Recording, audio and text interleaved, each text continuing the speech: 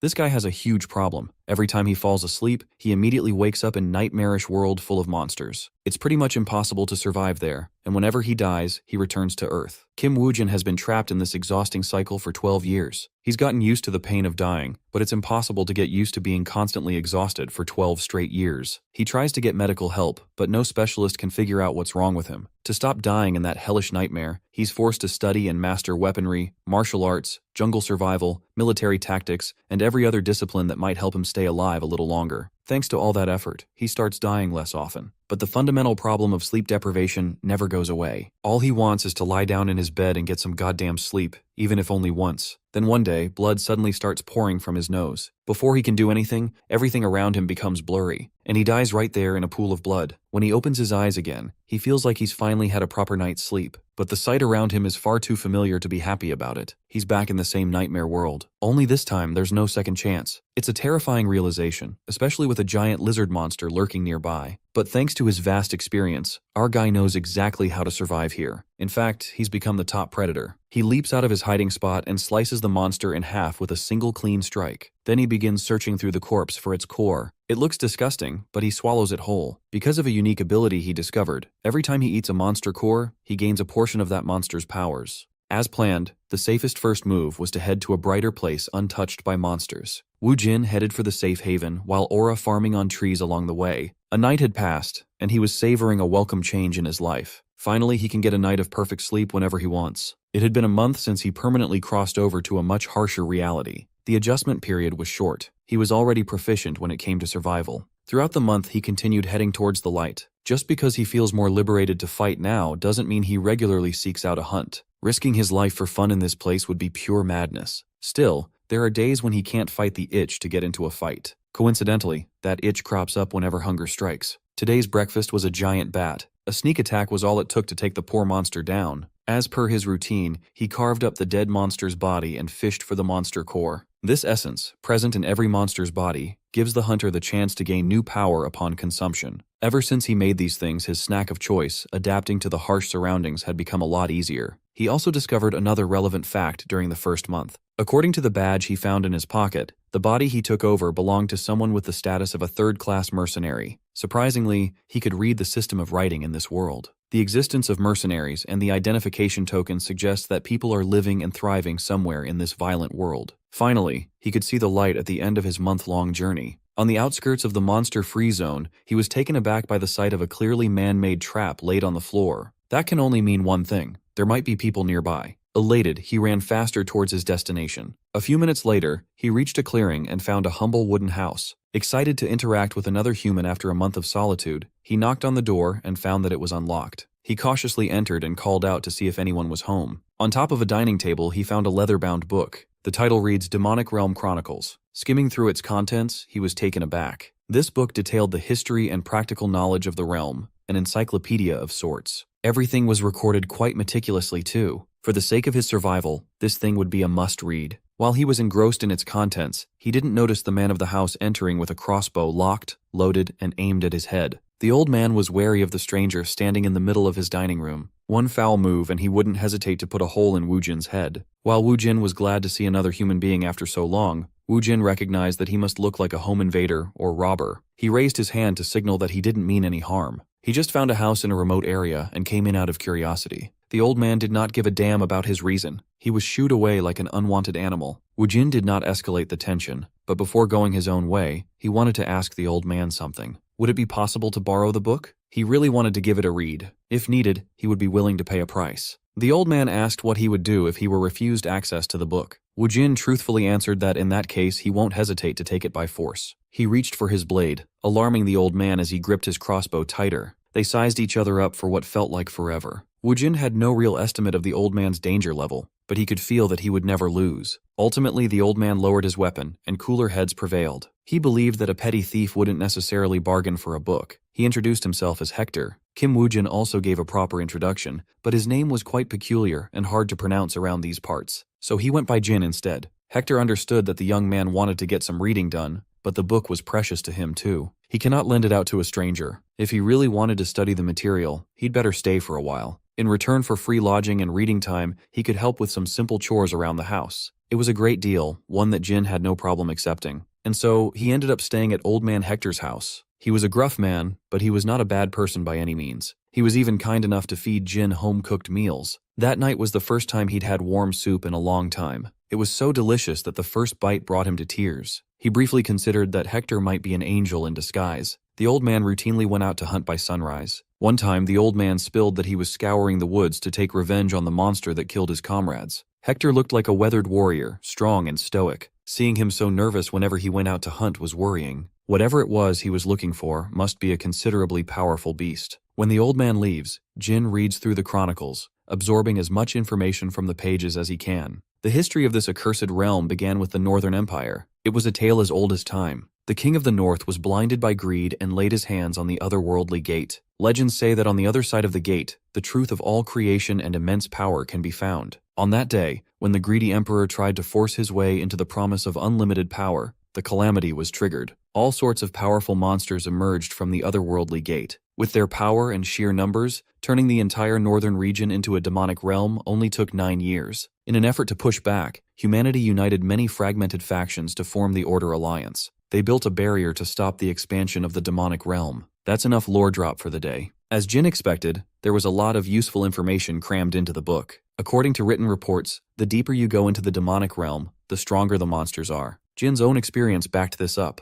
The monsters he encountered got significantly weaker as he headed towards the light. While he was digesting some new and interesting information, Hector came running back to the house. Jin was pondering how deep he was inside the demonic realm he had been wandering, while Hector was sprinting for his life. How strong was Jin exactly? A chance to find out might have just presented itself. A pack of werewolves had turned the old man from the hunter to the hunted. Leading the pack was a ferocious bipedal beast, hairy and wild. Surrounding the alpha were countless hungry wolves. A few meters away from the door, Hector stopped and turned around to fire some crossbow bolts. It wasn't enough to deter his furry pursuers. The alpha easily destroyed the bolts with its sharp claws. As the werewolf closed the gap, Hector could feel his imminent death getting nearer by the second. Fortunately, Jin had noticed the commotion and walked out of the house to check it out. He brandished his blade while looking at the beast chasing after the old man who fed and housed him. Ever the kind-hearted man, Hector pleaded for Jin to run away. He did run, but not in the direction Hector was pointing. Without a ripple of emotion, he was locked in on the ferocious beast up ahead. Jin gathered momentum and jumped up, covering a massive distance in the blink of an eye. The alpha tried to claw him out of the air, thinking of him as a nuisance. Jin corrected that dismissive attitude by slashing the alpha's whole arm wide open, exposing flesh and bone. He did not stop there. The blade cut deeper and deeper until the alpha werewolf was sliced cleanly in half. The rest of the pack couldn't even respond to something so absurd. In their eyes, their boss was supposed to be the strongest there was.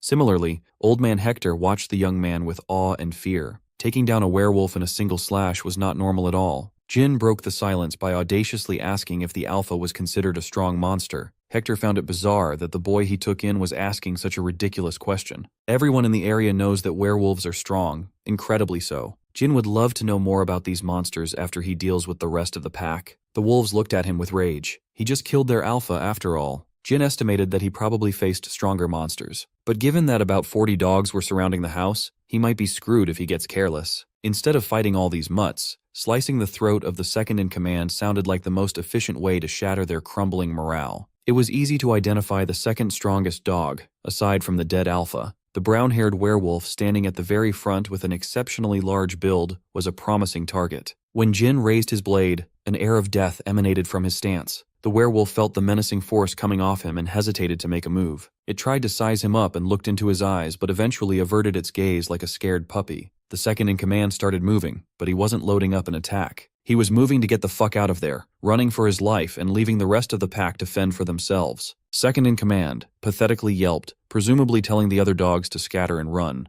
The pack looked embarrassed by their supposed leader's shameless actions. Even so, they knew they were no match against the human who diced up the alpha. Hector was more surprised that the wolves, known for their pride and bravery, would retreat with their tails tucked between their legs. In his mind, Jin was actually impressed that the second-in-command assessed the situation and made the right call. After getting rid of the ferocious threat, Hector and Jin returned inside. They carved up the alpha's corpse, cleanly harvesting its ridiculously expensive pelt. There was actually a bounty on the head of this alpha werewolf, 40 gold coins to be exact. Having no frame of reference with regard to the economy, Jin asked the old man if 40 gold coins were a lot of money. Indeed it was. 40 should be enough to live comfortably without working for about 6-7 years. If a trash monster like a werewolf could net him such a huge bounty, doesn't that mean he could just find and kill more monsters whenever he's short on cash? That way, he could keep raking in the bag and live a comfortable life. Perhaps all the suffering over the last 12 years has led him to an easier one. Aside from the intact werewolf pelt, Hector gave Jin some jerky, a pouch of silver coins, and a pioneer map. He tasked the young man with taking the loot to Pioneer Village and selling it to a man named Jacob. He already marked the Pioneer Village on the map.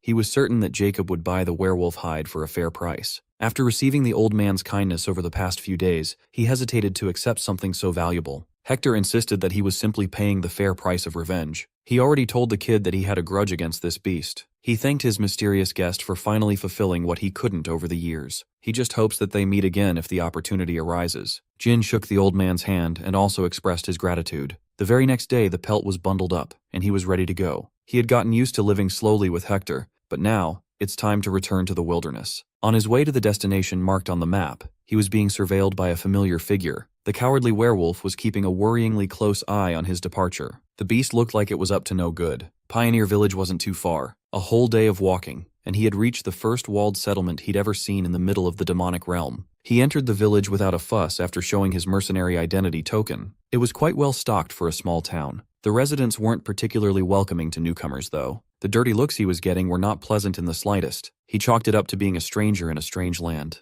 Everyone's on high alert. It was understandable, truly. In a world like this, people can be more dangerous than monsters. To get some much-needed information, Jin went straight to the pub. In there, he blended in with the rowdy crowd without a problem. Jin sat in the bar, and the bartender offered him some beer. He didn't come here for the drink. More importantly, he wanted information regarding a man named Jacob. Upon hearing that name, the man sitting next to him reacted curiously. While slicing and snacking on an apple, the man claimed to be Jacob. Jin's first impression was that the guy had the face of a scammer. Despite his reservations, Jin stated that he was sent by Hector to sell a werewolf hide. Upon hearing that, Jacob stood up from his seat and dropped his knife and apple. The man assumed that Hector killed the werewolf himself. Jin did not correct his assumption. After inspecting the wares, Jacob confirmed that the werewolf hide was real. By this time, the entire pub's attention was lasered in on the wolf hide displayed on the bar counter. Jacob's shock quickly twisted into malevolent glee. Without saying a word, the rowdy crowd of the pub encircled Jin with weapons in hand. It looks like Hector was deceived by this Jacob guy. The scammer played with the werewolf pelt and told the boy to get lost and leave the loot. Jin sighed. He should have trusted his scam radar. Faces don't lie after all. Still, he tried to discuss business in a civil manner. Jacob was annoyed that the kid wasn't getting the hint. In truth, old man Hector was an investment. Keeping that old fart alive in the middle of the woods and selling him supplies caused a loss. Conveniently, the hide should cover all the accumulated losses over time. Jin briefly considered just killing the bastard right then and there, but he stayed strong. He doesn't want to kill a human being over a mere hide. He was truly planning to walk away and let the matter go, like the nice guy he is. That was until Jacob pushed his buttons and spilled beer all over him. The scammer had finally done it. It is fucking on. Wu Jin stood up, letting the bar stool fall. He walked past the goons, who threatened him with menacing looks, and headed for the door. Jacob was very pleased with himself. He intimidated the kid to surrender such valuable material, right?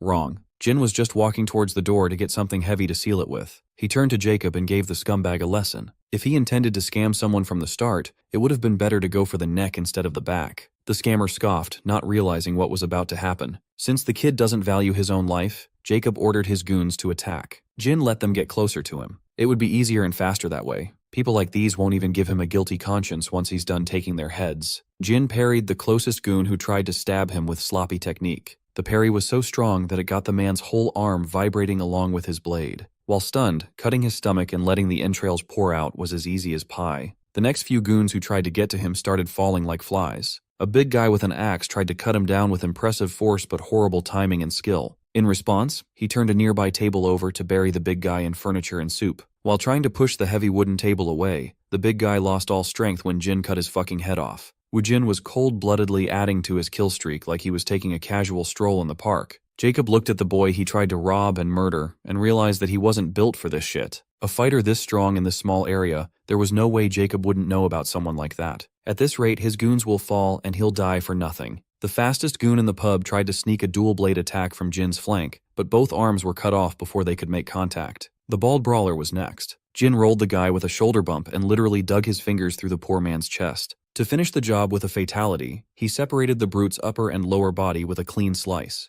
It took him less than a minute to clear the pub of an entire gang. Jacob tried to cause a commotion, yelling at his remaining men to run so he could escape amidst the chaos. With the door blocked, Jacob and the remaining goons threw themselves through the glass windows just to get out. They might have gotten away if it weren't for another surprise. Outside the pub, a snarling red wolf was waiting. It didn't make sense. Why would a monster this vicious roam inside the village? The shock from the wolf's surprise appearance brought Jin enough time to catch up. A murderous scam victim on one side and a voracious beast on the other. There was nowhere to go. Jin casually looked at the giant dog and remembered the clever coward from the day before. The wolf's eyes lingered on him for quite some time. Jin coldly asked if the dog came here to die alongside the shameless scammers. Just like yesterday, the beast curled up in fear under Jin's gaze. To show that he did not come here with hostile intentions, the wolf whimpered and dropped to the ground, showing Jin its belly. It panted and wagged its tail like a well-trained house dog in front of him. The dog rolled around the grass like an energetic good boy. Jacob and the goons were equally confused and frightened by the bizarre turn of events. Woojin was quite annoyed by such mutt-like behavior. He didn't have time for this, but since the guy was seemingly trying to get his attention to get adopted, he threw the dog a little test. Jin pointed at Jacob and the goons and ordered the wolf to bite. Immediately, the sweet and energetic doggo was gone. In its place was the fearsome beast that ruled the nearby woods. The wolf maimed the goons without mercy, biting their faces off and inflicting as much pain as possible. Jin preferred seeing the mutt behave like an apex predator compared to the cutesy act. Jacob recoiled in cowardly terror as his goons were turned into mincemeat. The wolf bit into their flesh and nastily painted the ground with blood. The scammer's brain tried to come up with a plan to get out of this messed-up situation. He reckoned that Jin was just a strong moron. Thinking that he could get away scot-free if he apologized a few times, he got down to his knees in surrender. He pleaded for mercy and promised to do anything to be forgiven.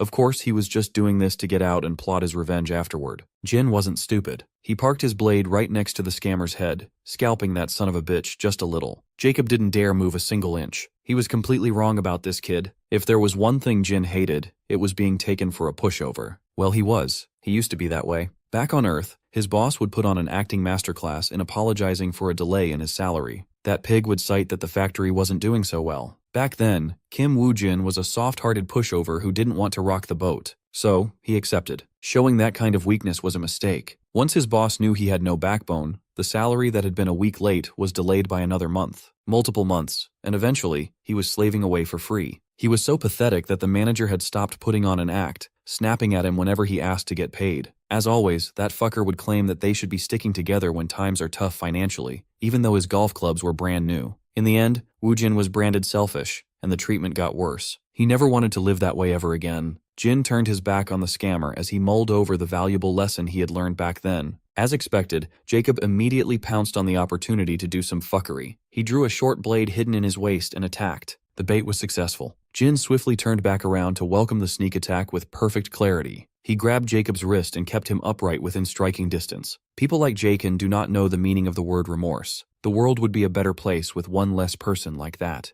Jin brandished his blade and decapitated the scammer's head. It was bloodier than a Tarantino movie. In this life, Kim Woo-jin vowed never to be taken advantage of again. With the entire gang of irrelevant goons wiped out, he turned to the mutt that helped him. What should he even do with this guy? Judging by the mutt's subservience, he seemed pretty determined to follow Jin. He even surrendered the stolen bag of coins looted from Jacob's corpse. The mutt was pretty clear in his desire to tag along. He was acting awfully close to the man who killed the alpha of his pack. The big guy seemed clever enough. They should get along from now on. After the massacre, Jin retreated to an inn that had a room big enough to accommodate his new furry friend. Once again, he had a restful and perfect deep sleep. Nights like those will never go unappreciated. The morning felt so refreshing. He felt like he could fly. After stretching his severely scarred body, he went out to a nearby stream to wash his bloody clothes. While trying his best to scrub away the stains of yesterday's scuffle, he contemplated. He just killed a person for the first time. He killed a whole gang, in fact. Much to his surprise and concern, he felt no hint of guilt in his conscience. Maybe it was because the people he killed were scum,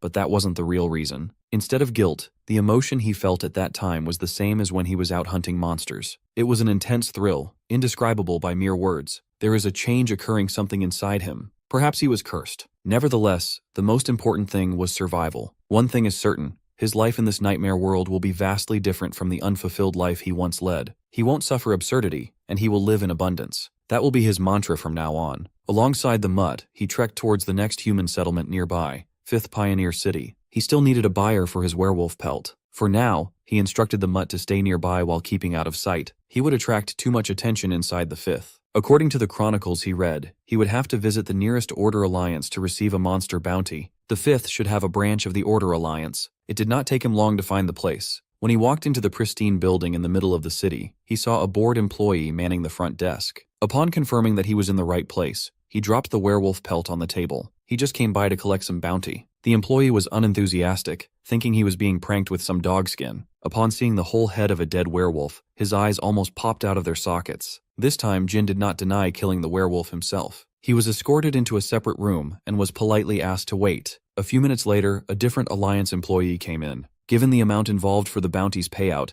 they had to make sure that the pelt was the real deal. The experts confirmed its authenticity and authorized the release of the bountiful reward. This amount of gold coins in one sack should allow him to live a comfortably lazy life for 6-7 years. It didn't feel real until he saw the glimmering coins in person. His hands trembled. It was a different thrill compared to hunting. But money is definitely a good thing, no matter what world you live in. While he was imagining a bountiful next couple of days, the man who released the reward asked him if he would be interested in taking on another request. That sounded like an opportunity to make even more cash. Apparently, a monster recently settled down at a nearby quarry, and it is causing quite a headache. Because of the monster, the workers cannot continue working in the quarry. Without the bloodstone mining operation, money had stopped circulating in the city, putting it on the brink of financial ruin. Their intel suggests that the monster terrorizing the local economy was stronger than a werewolf. Jin might just be the man for the job. As it turns out, the quarry had been taken over by the monster known as Mad Skull. This oversized warthog has a bounty of 70 gold coins. Jin had read about this creature in the chronicles. Moreover, he had already faced one. As the name suggests, the Mad Skull has a nearly unbreakable skull. But its most troublesome trait was its relentless aggression. A werewolf can't even compare when it comes to raw toughness and strength. In truth, it took Wu Jin a month to kill one of these things for the first time. He died 28 times in 28 separate nightmares before he figured out how to get the job done.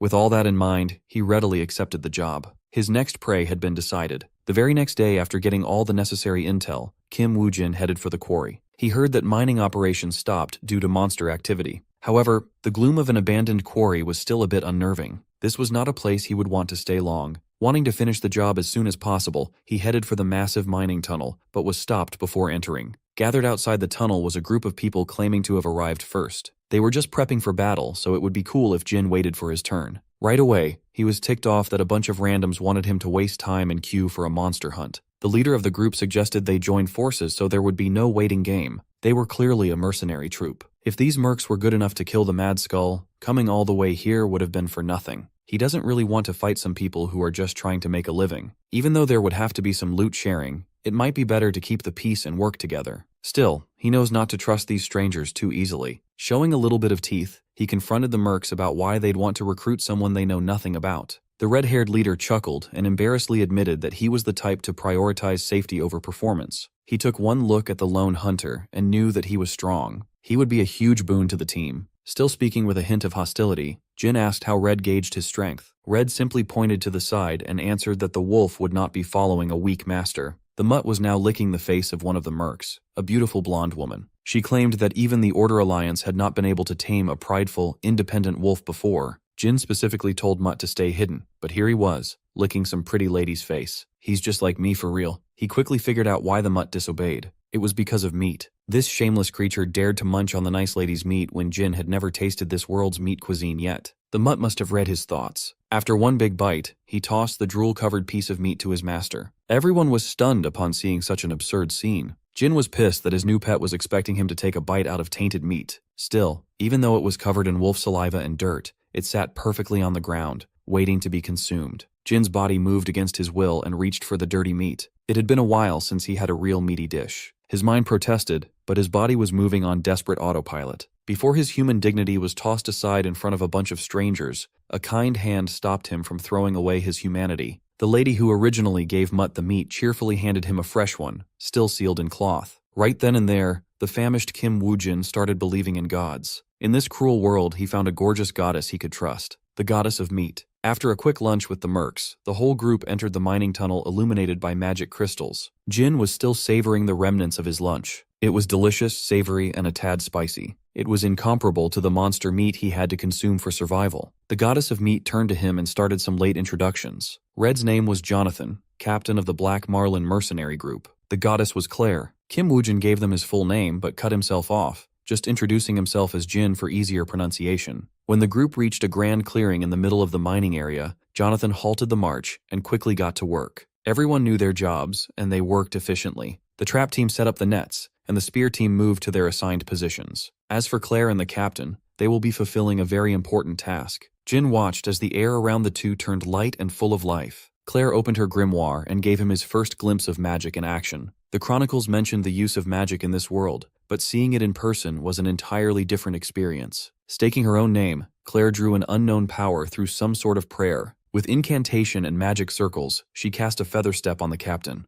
Jonathan relished Claire's buffs with a grin. She was excellent as always. She warned the captain that he only had 3 minutes at best, and 5 at worst. He'll be on the most dangerous assignment, so everyone else had better stay ready. After some dynamic stretching, Captain Jonathan ran deeper into the mines to lure the Mad Skull out. Jin was impressed by how much the captain's speed was augmented. Magic sure was cool. He suddenly had an itch to learn how to use magic like Claire. While the captain was out, the chain of command and discipline stayed intact. It was a great operation. They knew that if even one person made a mistake, they could all die in the blink of an eye. The mercs were planning on driving the monster into a trap and pouring every bit of firepower into it. It was not a bad plan by any means. However, he was skeptical whether this would work specifically against a monster like Mad Skull. Just a few minutes later, the sound of the captain's footsteps could be heard getting closer. Jonathan signaled the trap team to load up as he smoothly drifted back to home base. The trap team pulled on their nets with all their might and effectively halted the Mad Skull's mad charge. Each rope was manned by multiple muscles to ensure the trap would hold firm. Once certain that the oversized boar was stuck in place, the mercs brought out their spears. They threw those things like harpoons, piercing through the monster's thick hide. The pain of multiple sharp objects piercing its skin made the boar roar with an unpleasant sound.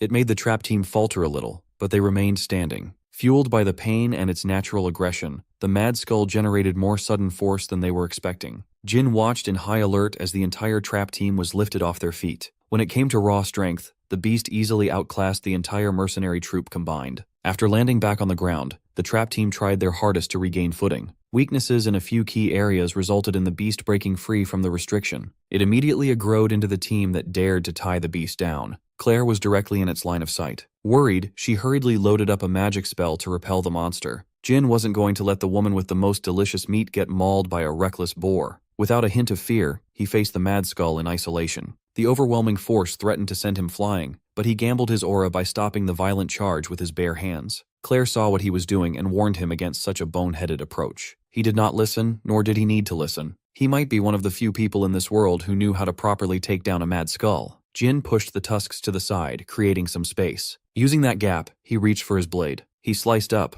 hoping to deal some heavy damage to the monster's chin. Unfortunately, even though he had gotten stronger, he did not have enough raw strength to end it in one hit. Naturally, the Mad Skull had more raw power than he did. It also recovered surprisingly fast. The deadly tusks refocused their target lock, and Jin had let his guard down. On the brink of getting brutally stabbed, he was bailed out by timely support. Claire buffed him with a feather step, making it possible to throw himself out of the boar's line of attack. Feeling the effects of magic for the first time, he was astounded. His body felt so much lighter. It was like dropping a 30-kilo pack from his shoulders. With this, he should be able to hunt the Mad Skull in the most efficient way possible. The rest of the Black Marlin mercenary group congregated in his position, offering their help, but Jin cautiously told them to back off. For now, dicing up this pig would be easier to do alone, with no one getting in the way. Based on experience, hunting a Mad Skull was surprisingly straightforward. Even with such a menacing name, it's ultimately just a big pig. Sure, it could run supremely fast in a straight line, but its lateral movement is horrible. While being led out of the tunnel, it repeatedly crashed into the walls on either side.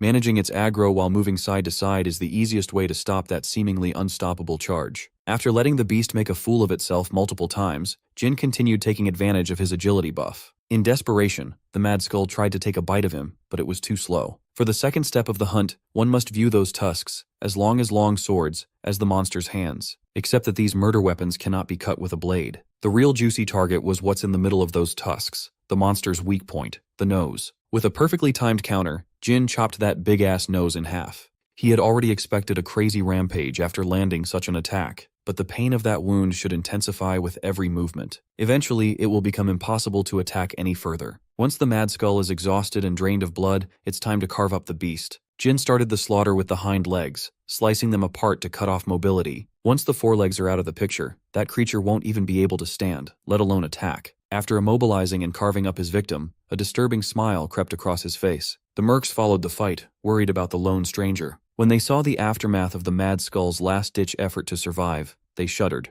Claire wanted to run up to Jin to make sure that he was all right, but the mutt stopped her from interfering. There was no need to worry or intervene. Jin is back with no Mad Skull in sight. Moreover, his mouth was suspiciously bloody. That guy could not resist eating some monster essence as a snack. The Mad Skull problem had been taken care of. All that's left was pork. Captain Jonathan had been working as a mercenary for a long time, and he had never heard of anyone taking down a Mad Skull solo. While everyone was celebrating, the mutt called everyone's attention as he growled upon smelling something. Another Mad Skull emerged from the mining shaft, and there were a few more behind. One of these bastards was hard enough to deal with. Multiples of them would be flat out impossible. Being an experienced merc, Jonathan collected himself, took up arms, and instructed his boys to prepare for battle. Before hostilities could erupt once more, Claire stopped the boneheaded boys. The Mad Skulls that emerged from the mining shaft were a concerned parent and 2 piglets. Those little crying chonkers were adorable. The parent was visibly upset but not acting aggressively. If anything, it was surrendering and retreating with the babies. They must have seen what that one human can do to their kind and decided that they wanted to keep living. A family of Mad Skulls must have taken over the quarry to raise their young in here. Now the captain feels kind of bad for breaking up a family, but he was also glad that they could wrap this up somewhat peacefully. By night, the mission was accomplished, and the victorious group had returned to 5th Pioneer City. The Black Marlins have gathered at the local pub to celebrate the massive dub without serious injuries. The time had come for the biggest highlight of the hunt. It's time to revel in the joy of labor. It's time for the bounty reveal. Everyone raised their glasses while Claire counted the money bags. The reward was supposed to be 70 gold coins, but there were way more than 70 on the table. Captain Jonathan bragged that he managed to squeeze the Order Alliance for more dough by making a fuss over inaccurate information provided. They were sent on a mission to deal with 1 Mad Skull, but there were 2 adults and even a couple of piglets in there. Using that surprise, he demanded a bigger reward. He negotiated a 70 gold bounty up to a whopping 110 gold coins. Jin asked how he pulled it off, since they technically killed only 1 beast. The captain proudly revealed that he just told the Alliance a little white lie. His men approved of this method. If you don't get caught, whatever you claim just becomes the truth. Jin certainly found some interesting people to team up with. Jonathan also announced that half of all the earnings will go to Jin. Getting half for doing all the work is crazy. The captain even admitted that his whole crew would have died a dog's death if Jin weren't there. Since the reward went up, there's enough cash for a pretty nice split for everyone. Although the trap was a bit of a failure, the buff was a huge help in successfully hunting such a fast and strong monster. Jin had no problem accepting the split just because of Claire's magic. In a celebratory mood, he even offered to pay for everyone's drinks the whole night through. Calling the Black Marlins heavy drinkers would be an understatement. Their captain himself drank liquor by the barrel. While the boys were being rowdy, Claire packed up her things and headed for the door. When Jin asked where she was going, Claire answered that she was going to get some magic practice done. Curious about the mystical world of magic, Jin obviously tagged along. Claire found a quiet spot just outside the city, took off her shoes, showed her feet, and meditated. The world's innate mana danced around her tired body, replenishing the juice she had used up earlier in the day. She might be exhausted from the hunt, but she still found the time to train.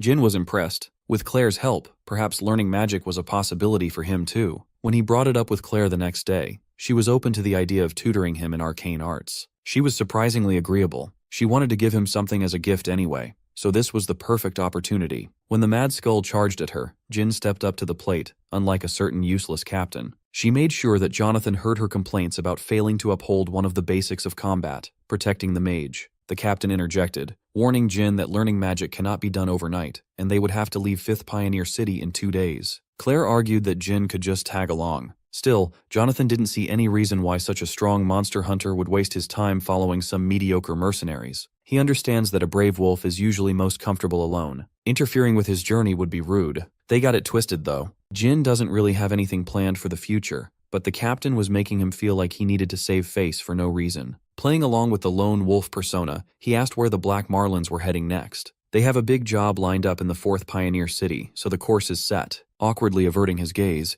Jin claimed that he was actually planning on going to the same place. This dude just wanted to learn magic. He was a terrible liar. Claire and Jonathan played him like a fiddle and made it seem like tagging along was his idea. He was hooked. They acted grateful for having such a reliable ally on deck, welcoming Jin warmly. Admittedly, Jin liked the feeling of being welcomed. The next destination has been decided. The journey to the 4th was quite monotonous. The Black Marlin caravan maintained a decent pace. With them was a Tarask, a monster that had undergone selective breeding as a means of transport. It's one of the few monsters tamed and bred by humanity. Jin had read about them in the chronicles. Due to this one's size, using it as a pack animal instead of a horse made sense. Throughout the long walk, Captain Jonathan did a good job maintaining morale. At night, Jin would join Claire in her meditation ritual, painstakingly trying to grasp at something new. There are dozens of reasons why learning something so foreign is hard. What he found the hardest was the requirement of repetitive effort. In any task, there are parts where growth is only possible through practice. Growing in that area tends to be sluggish. In some cases, like his very own, stagnation is possible. Repeating the same thing over and over again without anything to show for it was very painful. Still, he was used to this pain.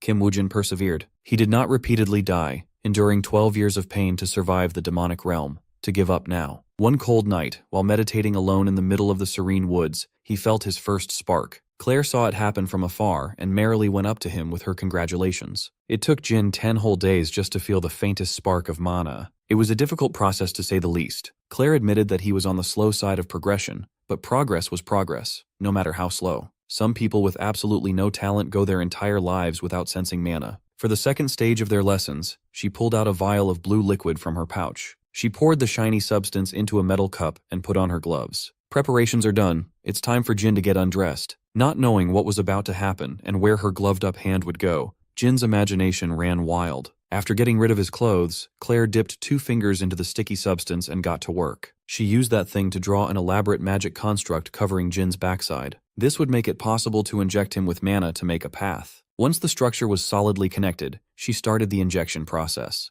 Claire manipulated the magic circle inside the construct to levitate above his skin. When she gently put her energy in, Jin was jolted into high alert. The feeling was on a totally different scale than the tiny wisp he felt from meditating. Deep inside his body, he started sensing something thicker than blood flowing through invisible channels. It was mana. Real mana? Once again, she congratulated him for taking his first big step into the world of magic. There are 3 basic stages of wielding magic. First is simply feeling mana, next is storing that mana inside one's body. At last comes utilizing magic in its infinite forms. Since Jin passed the first stage, they should be able to move to the second stage tonight. Claire will control the mana and send it towards his heart to give it a kick start. It would be best if he held his breath while grasping the sensation to create a proper vessel to store magic inside his body. Once her preparation was done, she shoved a hefty amount of mana into his channels, coalescing in his heart. Suddenly, Claire felt like an insect being preyed upon by a dangerous savage, a killing praying mantis. It consumes its prey with reckless abandon, letting its poor victim scream in agony. Once it had taken the life of its fellow creature through predation,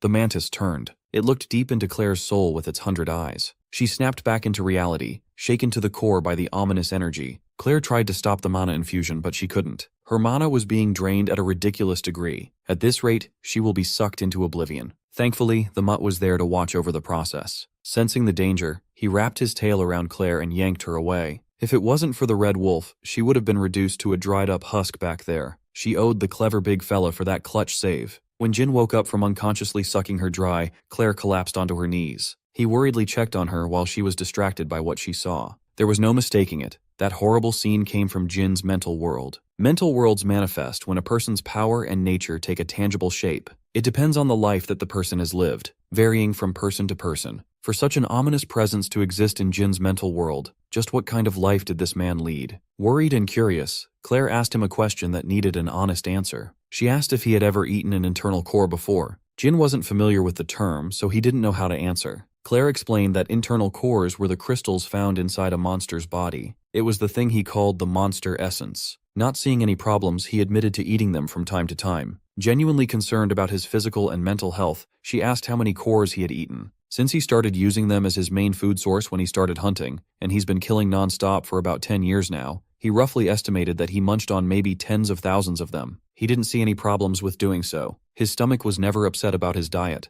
You see, normally, humans who eat an internal core either die or turn into a monster themselves. By definition, karma is known as retribution. It is also the name of the turbid energy, abundant in the demonic realm. Living beings that absorb such a thing gain bizarre abilities and anomalies in their bodies. Upon accumulating enough karma, a nucleus can be formed, and a monster core is born. Over the next few days, Claire kept a close eye on Jin. One possibility kept bothering her. Out in the world, there are entities known to a few as dark priests. When the otherworldly gate opened and malicious karma engulfed the world, some humans followed the monsters and absorbed karma into their bodies. They hailed the beasts as angels. They ritualistically ate monster cores and sacrificed their fellow men. They were dangerous. Jin's confession reminded Claire of those mad men. Like the dark priests, he had eaten monster cores, tens of thousands of them no less. Still, if he were a dark priest, he would not have admitted to dabbling in such a taboo practice so easily, nor would he show his mental world to a stranger. Those oddities only made him even stranger. Even if he didn't know the danger of monster cores, it's a mystery why he would pick up such gross things,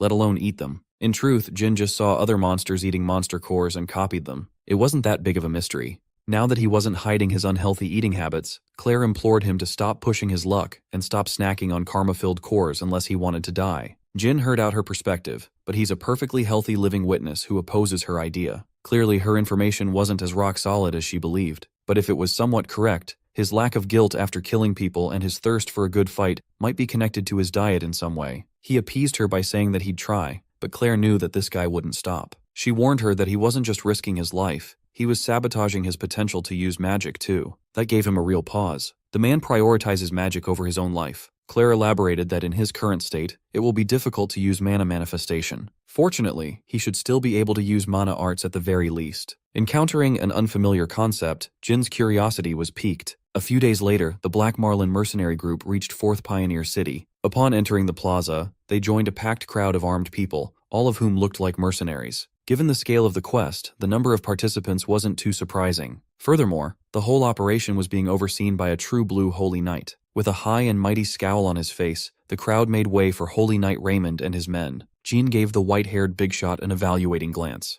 The man had an intense aura that cannot be compared to your run-of-the-mill mercenaries. One thing's for sure, he was no ordinary human. Aside from the leadership, the crowd of mercenaries was also drawn in by the contractor of the quest, the Golden Bug Wolf. Based on the name, Jin assumed that they were being deployed to kill an insect-type monster. Claire was surprised that he didn't know about the man known as Golden Bug. He was widely regarded as the greatest business mind within the demonic realm. He's a tycoon who owns so many assets, he would be considered one of the richest people in the world. Not long ago, Golden Bug died a suspiciously sudden death. Rumors were going around that he had been murdered, but nothing concrete had come out supporting that theory. If the Golden Bug is dead, then why have so many people gathered? You see, the Golden Bug left 2 sons, his heirs. They have now inherited the tycoon's legacy and wealth. Someone has to move that massive fortune to a much safer place inside a city barrier. Along with many other mercenary groups and lone wolves, the Black Marlins have answered the call to escort untold amounts of riches. No wonder such a crowd had gathered. They arrived just in time to be called forward. Captain Jonathan excitedly pushed Jin up to the front, eager to seize the moment. In front of the Holy Knight leading the mission, Jonathan proudly introduced Jin as his group's top dog. He even listed his boy's achievements of killing a mad skull and taming a werewolf. Rumors of his exploits have already spread among fellow hunters. They were calling him the Head Crusher. Of course, Jonathan was responsible for generating such a buzz without Jin's knowledge. A little notoriety is a good thing. Holy Knight Raymond gave him a once-over and granted the Black Marlin mercenary group a contract for 100 gold coins. They depart the next day. As soon as the sun rises,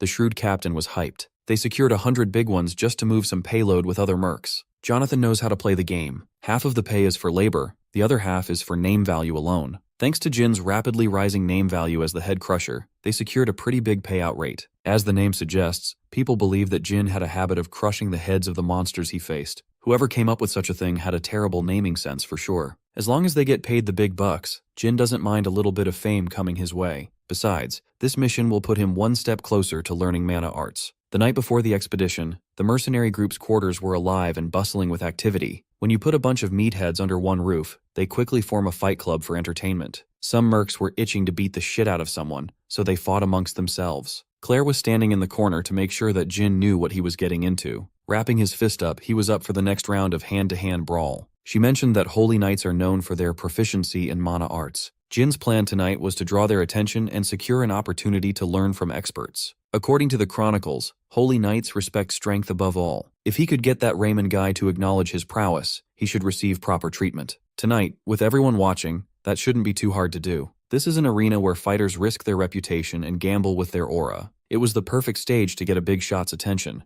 In his first fight, the opponent was eager to close the gap, a close combatant. Without as much as blinking, Jin dodged the telegraphed punch and countered by breaking the poor guy's jaw with a light tap. Playing it up for the people watching, he grabbed the opponent's disoriented head. Living up to his horrible nickname, he started bashing the man's skull with his forehead. The crowd loved every second of his performance. Head Crusher's name was truly warranted. This first bout should have drawn the Holy Knight's attention. However, Jin was not satisfied with just that. The real show is just about to start. To make the Holy Knight take him seriously, he plans to string more dubs until he cannot be ignored any longer. Jin went through multiple mercenaries, and he made a brutal show of it. They labeled him a head crusher, so he went on and crushed heads. After putting multiple fighters to rest, Holy Knight Raymond stood up from his chair and watched with full attention. There were more than a dozen limp bodies on the stage. The operations leader cannot remain silent any longer. If that Raymond guy was a real knight, he's probably itching to take a mercenary down a peg. As expected, the Holy Knight called up his boy Rex to snap the head crusher's win streak. The apprentice knight was upset that he was being ordered to fight a mere mercenary. Thus far, Jin's plan has progressed as he expected. The show is heating up. In response to the Holy Knight's call for a fight between an apprentice knight and a backwater mercenary, Jin refused. This is how he can negotiate and learn mana arts on his own terms. Claire and Captain Jonathan were stunned in silence. The crowd, who had been cheering for the head crusher, could not believe what they had just heard. As expected, Rex the apprentice was very much offended. If anything, he wanted to be the one to refuse the fight. Holy Knight Raymond asked if Jin was injured from his string of fights. Jin clarified that he was in tip-top shape. Raymond gave him an out, but he didn't take it. Now he was being asked to present a valid reason to refuse an honorable duel. Jin claimed that he was just a humble mercenary chasing after power and money. He can't just risk his well-being and fight a Holy Knight apprentice for free. Instead of a pointless duel, he wanted to put a bet on it. But for a bet to go through, both parties must have something of value to present. It's hard to imagine that a Holy Knight would want anything from a sellsword.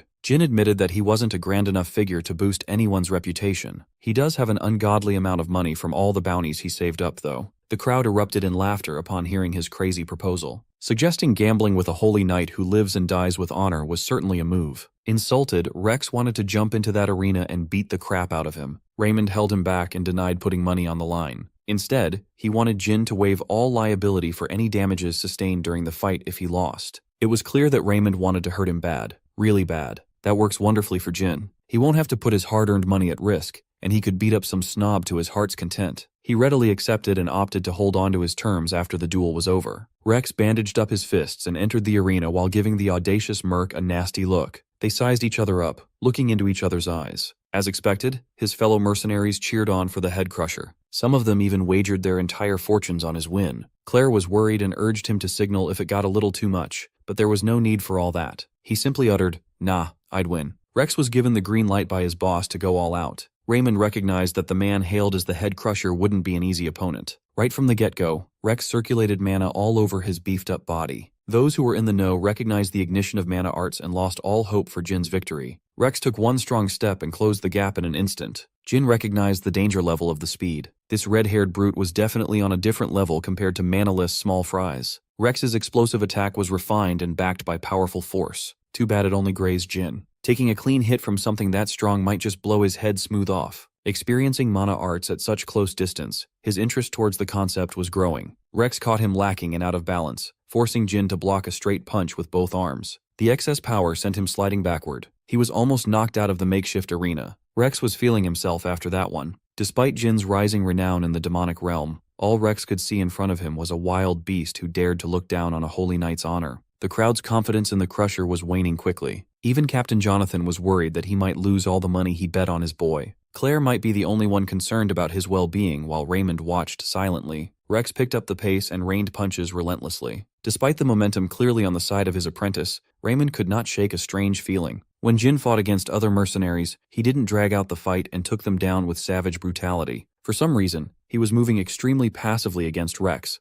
like a man with something up his sleeve. Rex didn't notice that. He thought he was just too hot to handle. He flexed his mana arts excessively, sending punches from a distance. Jin parried that shit without a problem, turning a portion of the mercenary quarters into collateral damage. These people had never seen a Holy Knight's mana arts get deflected bare-handed before. Jin had seen the opponent's arsenal. He's done measuring the apprentice's combat power. What comes after that? Checking his durability, of course. Catching Rex off guard with a quick change of pace, Jin delivered a nasty punch, knocking the air out of the clueless apprentice. It was a normal punch without a hint of mana used, yet the damage it delivered was immense. Raymond finally figured out that Jin wasn't playing safe or waiting for an opening. That man was just savoring the fight like a crackhead making his drug of choice last. Jin was pleased to see the apprentice endure the damage. Perhaps he could increase his resilience using mana arts too. This is no longer an honorable duel. Jin is about to conduct an inhumane experiment in front of everyone. How many hits can a mana arts practitioner endure? Let's find out. Before he could start pummeling the poor guy to oblivion, Holy Knight Raymond stopped the bout and surrendered on behalf of his apprentice. He promised to grant Jin his wish, as promised, so there was no need for further bloodshed. Jin was disappointed. He was just getting in the mood, but the Buzzkill Knight had to interfere. Still, the plan was a success, and the mercs in the crowd rejoiced at the victory of one of their own. While the quarters were buzzing with celebration and glee, Golden Bug Wolf's mansion was dreary and strange. Disgusting sounds of chewing and biting could be heard in the dead of the night. Golden Bug's first son, Derek, and second son, Cedric, have been fattening themselves up with all kinds of meat, wheat, decadent fruits, and alcohol. Cedric complained that 10 days to get their riches inside the wall was way too long. Derek blamed the inconvenience on the Order Alliance. He called the Order's operation all talk and no substance, despite all the money their family had dumped into that organization. Nevertheless, there was nothing they could do but gorge themselves with good food. They just have to pray that their rapidly changing bodies hold out until the 10-day mark. The next day came, the mission officially started, and so did Jin's mana arts lesson courtesy of Holy Knight Raymond. Its principle was simple, using mana like a body part to enhance one's physique or weapon. Anyone with a little bit of talent could theoretically use it. Still, there are levels to this shit. Some say mana arts are basic techniques capable of splitting mountains and seas. Raymond's Sacred Fire Slash is still far from that level, but he's a beast nonetheless. After demonstrating his proficiency and scaring every wildlife within the vicinity, he peacefully sheathed his sword. His apprentice was there to glaze him for an amazing display of skill. Rex was Raymond's biggest fan. He was practically bouncing on its crazy style, calling him the radiant and perfect hope of all holy knights. Raymond never had the patience for all that praise, and Rex knew when the boss wanted him out of the way. Watching from the sidelines, Rex's undying loyalty to the Holy Knight reminded Jin of a certain furry fella. The technique Raymond demonstrated cleanly sliced a massive tree.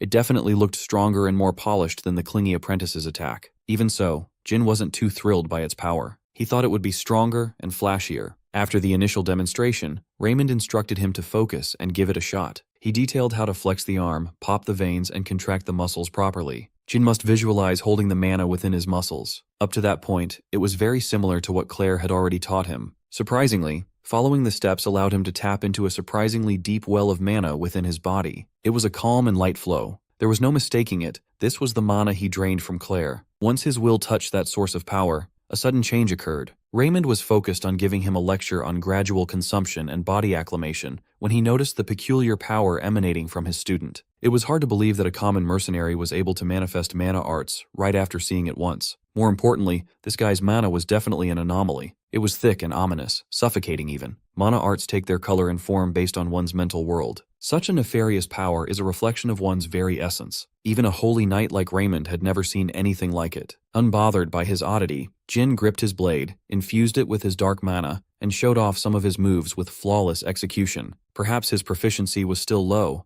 Every movement felt inefficient, given the effort required. It hardly seemed worth it. That could be fixed with practice. More importantly, he felt fucking cool. He cannot wait to try this flashy stuff in real combat soon. For this mission, multiple Tarasques were deployed to transport supplies and carry VIPs on their backs. Claire heard all about Jin's training sessions with Raymond and couldn't be happier with his progress. Jin brought up feeling her mana inside his body when he was practicing mana arts. Claire assured him that it was fine. He could just consider it as a gift. Jin was still disturbed by the sheer quantity of mana he siphoned from her, but thanks to that ample stolen supply, he picked up mana arts quickly. While he was having a conversation with his comrade, Rex butted in to talk some shit. The apprentice snidely reminded him to be grateful to Lord Raymond for taking time out of his day for some commoner. It was obvious that the Holy Knight Glazer was just salty about the embarrassing loss in the arena not too long ago. Jin wasn't offended. He was actually excited. He was getting bored and in desperate need of a distraction. If he can bruise Rex's ego again, perhaps the boy would pick a fight with him. Unfortunately, Raymond was there to get rid of the apprentice and stop any possible internal conflict. While they were advancing side by side, disrespectful curses resounded from one of the tents on top of the Tarasque. Leftovers and perfectly edible half-eaten dishes were tossed out of the window while the VIPs demanded more grub. Jin was curious what all the fuss was about, but Raymond didn't want him involved in this aspect of the mission. Their employers were just on their usual power-tripping episodes. Since the Golden Bug Wolf's death, Derek and Cedric have not stopped themselves from binge-eating at every hour of the day. If new orders are delayed even for a moment, they throw tantrums like spoiled brats. Raymond found it effective to just leave those guys alone. Ignoring them is the answer. Jin felt a bit sus about the apparent stress-induced binge-eating. The more the expedition's food supply dwindled, the stronger his worry became. For some reason, he felt as though a terrifying monster was about to burst out somewhere nearby. When that sensation finally reached its peak, the The giant tortoise carrying the heirs started stomping wildly and freaking out. It groaned one final roar and collapsed onto the ground with a massive thud. Raymond started feeling that odd sensation too. He thought the sons of the late Golden Bug were in danger. He called Rex to stay close and drew his blade, letting his mana arts run wild. The safety of their clients is their top priority. Rex was assigned to calm the Tarrasque, even if it meant killing it. There was no need for that though. The tent resting on the tortoise was destroyed by massive dark spikes protruding from within. It was torn apart, stretched, and ripped. The culprit was a tentacled, grotesque creature with nothing but a mouth and bone-crushing teeth. Claire identified the creature as an abomination. You see, an abomination was the thing she warned Jin about, a human who turned into a monster due to the demonic realm's karma. Raymond took a deep breath and charged at the disturbingly ugly creature. He unleashed a much stronger sacred fire slash than his first demonstration. It was sharp, bright, and powerful enough to cut through layers of fat and flesh. The abomination that emerged from the Golden Bug tent was severed in half. Unfortunately, carving that ugly bastard in half wasn't going to cut it. Rex did not expect the attack to come his way. Fortunately, he was strong enough to cut through trouble. He separated what remained of the abomination into 3 equal parts. Despite the severe damage it sustained, the monster stayed alive. Raymond started to panic. An enemy that could regenerate its body was a terrifyingly complex one to go up against. It would be safe to say that young Rex had no prior experience fighting an opponent as unfair as this. He didn't keep his eyes on the threat. As a result, he was crushed into a fine mist of blood and gore, feasted upon by the grotesque monster. His sword-wielding hand was the only body part that remained intact. Everyone present was horrified by the sudden death of the Holy Knight apprentice. He was annoying, but he did not deserve to go out like that. Holy Knight Raymond was usually stoic, but seeing one of his most loyal subordinates get turned into lunch stoked the fire within him. Pouring mana into his blade, he tunnel-visioned at the ugly bastard churning Rex's body. The level of sacred fire slash he unleashed was higher than anything he had ever let loose before. It effectively dismembered the abomination, cutting it into little pieces. Raymond ran right into its maw, hoping to retrieve Rex from that slimy death trap. He believed that his boy could still be saved. The Holy Knight clawed and dug into the monster's throat, staining his pristine uniform. He was so focused on the task at hand that he did not notice the abomination rebuilding its body. Jin clicked his tongue. It looked like he would have to intervene now. The reformed tentacles attempted to restrict and trap the Holy Knight, but Jin cut through them and dragged Raymond out of harm's way. He was a bit too late. Raymond sustained minor injuries across the gaps in his armor. With the Holy Knight out of commission, some mercenaries abandoned all hope of survival. Seeing such an outlandish creature wriggle and regenerate, no matter the damage sustained, drained them of the will to fight. This was the first abomination Jin had ever encountered. He wondered if he was bound to become like this if he kept on eating monster cores. That will be a problem for later. For now, he needs to get rid of the immediate threat. At full speed, Jin was practically untouchable, no matter how deadly the tentacles were. With the abomination's seemingly immortal constitution, this will end up being a battle of attrition. Jin elected to keep on dealing damage while saving his stamina and looking for a weak spot. It was a lot to juggle, but he had the skill and finesse to pull it off. He knew when to defend and when to deflect close-range attacks. Still, the enemy could poke him from unpredictable angles, catching him off balance. Thankfully, the rest of the mercenaries, led by Captain Jonathan, made themselves useful. Although they can't put out the same level of firepower as the head crusher himself, they have the advantage of numbers. In addition, Claire was there to support their blades from behind. Their job was to pin down every severed part of the abomination to prevent regeneration. Claire's magic was surprisingly effective in making that happen. Stopping pieces from reattaching was a huge help. With this, the playing field was a bit more leveled. Jin was pleased to see the mercs pull their weight. Being barred from regenerating pissed off the nasty abomination. Its energy changed, and the melting flesh wriggled to reveal something horrifying from within.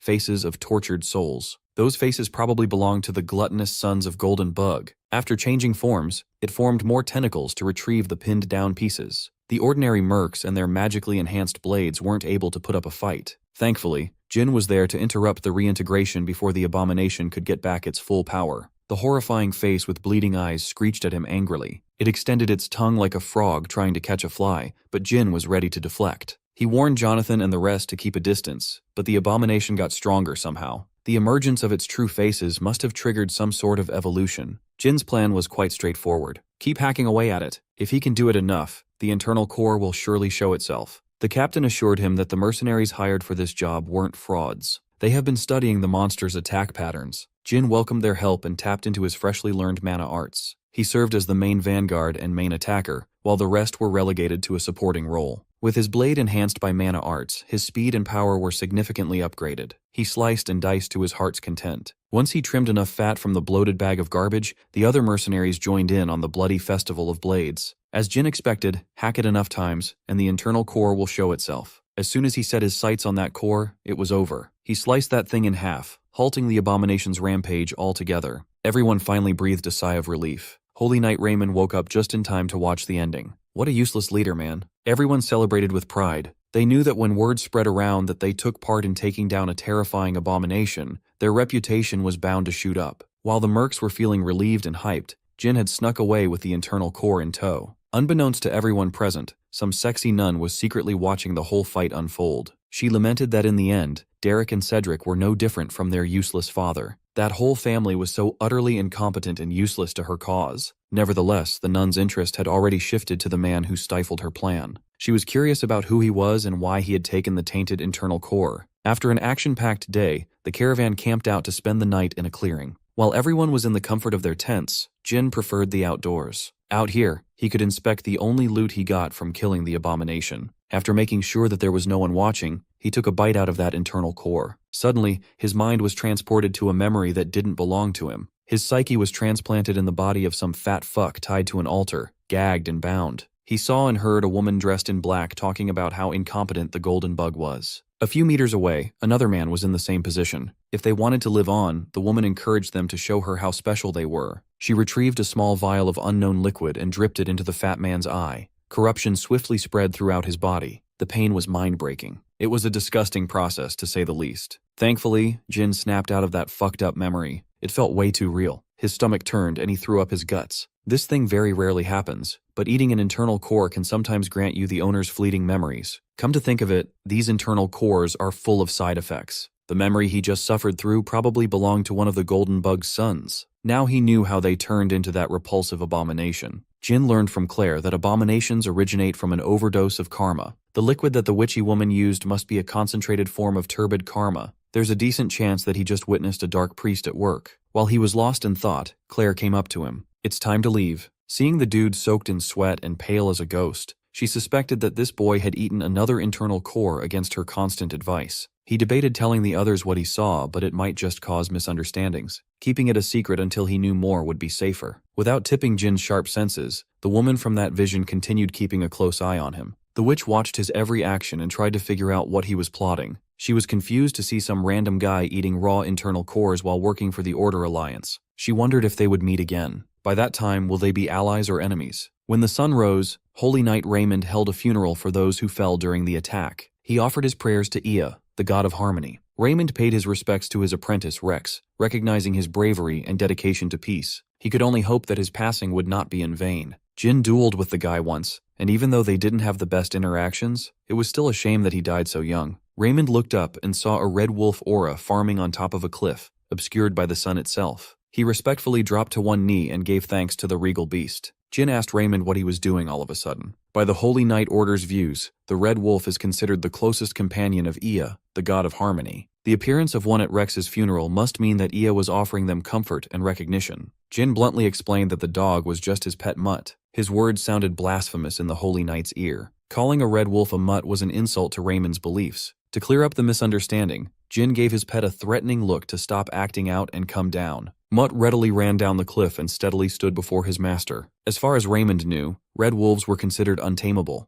Jin casually dropped a little bit of his lore. He simply killed an alpha werewolf, and the annoying mutt had been following him ever since. In all his years traversing the demonic realm, Holy Knight Raymond had never met a dude more peculiar than Jin. He looked at Mutt and turned to its master for a small favor. If the red wolf doesn't have a proper name yet, it would be an honor if Jin named him after Rex. For one, red wolves are considered sacred in their order. Inappropriately calling him a mutt stings a little. Secondly, he wishes for Rex's will, which tirelessly fought against evil, to continue purifying the entire demonic realm. Even though Rex met an untimely end, that loyal apprentice did not let go of his sword until the very end. It would be an honor to carry on Rex's legacy through a sacred beast. Jin wasn't opposed to the idea. It's the least he could do for the poor guy. He turned to his pet and asked if it was okay. The mutt was receptive to it too, so there was no problem. Henceforth, Mutt shall be referred to as Rex. Now that the funeral had wrapped up, an old man pulled up and asked if he had come at a bad time. Raymond recognized the blind, old, and bald elder. From the geezer's aura alone, Jin could tell that this man must be one of the highest authorities in the area. This old bag of bones was the elder of the third pioneer city, Bo. Led by Holy Knight Raymond, the survivors of the failed mission paid their respects to the elder. The old man politely apologized for dropping by during such a time of grieving. He came here because an investigation was needed regarding the death of the Golden Bug's sons. Based on his tone, it sounded like he was implying that the deaths of Cedric and Derek were orchestrated by the mercenaries hired for the escort mission. Jin thought the suspicion was warranted.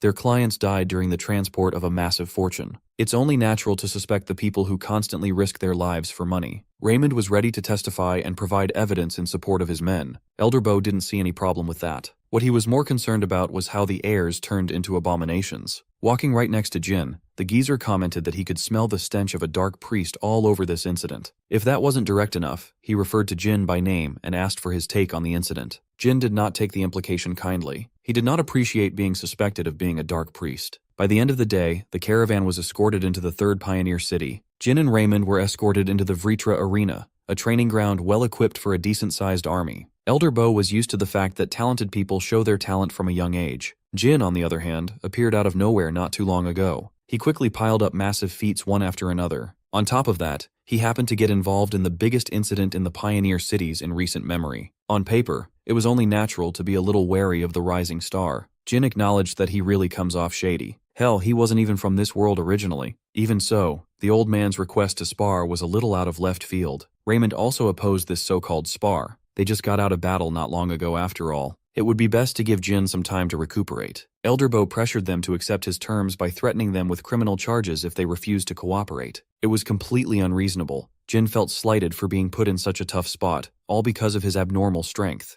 Moreover, he wasn't too enthused to beat up an old man. Elder Bo dropped his walking stick and seemingly read his mind, clearing up his worries. He appreciated the concern for his age, but there was really no need for consideration. After all, the reason he rose to the position of elder was purely due to the merit of his own strength. Jin was taken aback by the old man's sudden burst of speed. Using his own brand of mana arts, the Great Bell Strike, Elder Bo nearly caved his chest in. Jin flew across the arena until his momentum was broken by a nearby armory wall. Raymond forgot to warn Jin that these bald dudes, the monks of Vritra, are skilled martial artists with incredible combat strength. Naturally, the elder is the strongest among them. Old Man Bo was amused that the Holy Knight seemed eager to help the mercenary. He might just get jealous and accidentally lose control of his strength at this rate. Fortunately, Jin had been woken up by the first strike. He kept up with the follow-up, moving his head to avoid getting crushed. He tried to thwart the old man away, but his quickly drawn blade was caught with Bo's bare hands. Jin would have been in better shape if the old man hadn't hit the exact same spot that the abomination had injured. He scanned his body for further damage, but was surprised to find he was completely healed. Normally, his injuries from fighting the abomination should have left him bedridden for at least 2 weeks. Even the damage from Elder Bo's first attack was healing at an astonishing rate. There is a very real possibility that eating the internal core granted him the abomination's overpowered regeneration. If that's the case, then he just hit the goddamn jackpot. Revved up by this discovery, he started matching the elder's aggression. The old man no longer looked so frail. He was completely fired up. He would love to keep this spar going as long as possible, but he cannot act so childishly. Now that he has confirmed the rumors about the head crusher's strength,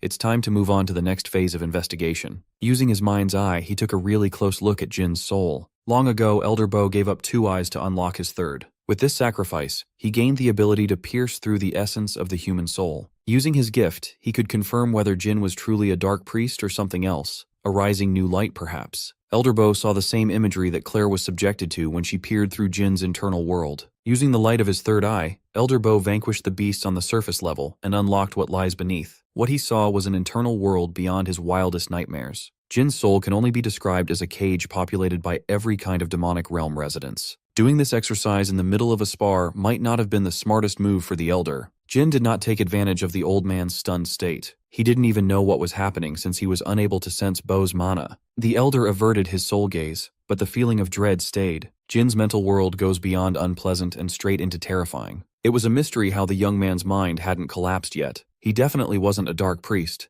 This young man is a completely different beast. Elder Bo snapped back to reality and sincerely apologized for his rudeness. He had to invade Jin's privacy to rule out the possibility of dark priest infiltration. Once it was confirmed that he wasn't working for the other side, a young woman joined them in the arena. She introduced herself as Cindy, the youngest daughter of the Golden Bug. She wanted to entrust Jin with a quest related to the dark priests. After being introduced to Cindy, Jin joined her and Elder Bo on a trek to a forested area nearby. She filled him in on the recent rise of abomination incidents with the third pioneer city as the epicenter. In addition, many surrounding forests are being corrupted by demonic influences. After a few hours of walking and listening to incident reports, they've arrived at their destination. In front of Jin was an organic structure resembling a monster core, but much larger, attached to the forested ground and the surrounding trees. It was a rift core. Commonly found in the demonic realm, these things constantly pump miasmic karma into the air. A select few priests were deployed to counteract its effects. They prayed to cleanse the air without pause. At the same time, plague doctors rinsed the rift core's surface to dampen its effects. Only through this practice could they prevent the spread of decay. Purifying a rift core doesn't look like an easy task at all. Jin thought that the power of karma was supposed to weaken the further they got from the Northern Empire. For a rift core to appear near a human settlement must mean that someone was tampering with nature. A dark priest must be involved. If the number of abominations and rift cores continues to increase at the current rate, the third pioneer city humanity worked so hard to build will face an existential danger. In the worst-case scenario, the city will fall, and the settlers will be wiped out. Elder Bo and Cindy have been working together behind the scenes, and they have finally found some promising leads pointing to a suspected location of a dark priest base. With that said, they want to enlist Jin's help in the extermination operation in 2 weeks. Of course, he will be compensated at the highest level of pay. Receiving a request from such big shots must mean that he was finally being acknowledged for his merits. Since the operation won't start for another 2 weeks, Jin tagged along with the Black Marlins until their next stop.